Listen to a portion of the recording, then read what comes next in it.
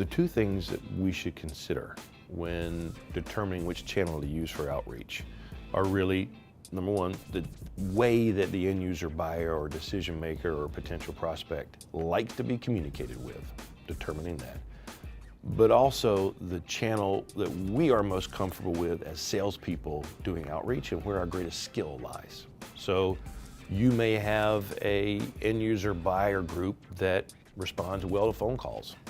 And so reaching out by phone, that channel, could be the best choice.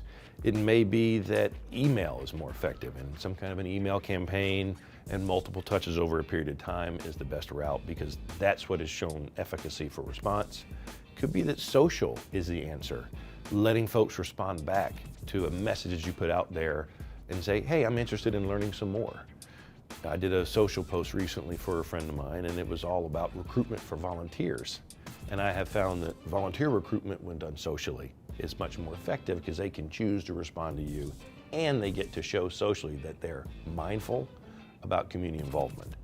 So part of it is the audience that you're reaching and how they like to communicate. And the other part of it is your skill and ability and where you feel most comfortable. I was in sales in cold call, telephone, prospecting sales for 19 years.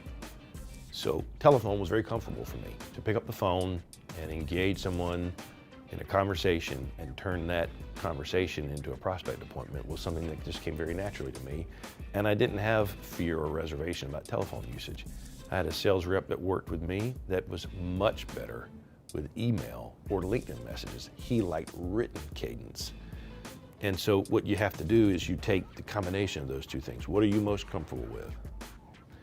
And how do your end user buyers like to communicate with you? And then obviously the best case scenario is when those two things match up. If they don't, then you're just gonna have to build skills and muscles in those areas where you're not as strong. Even though that sales rep that was better with written, when he couldn't get responses, he had to pick up the phone.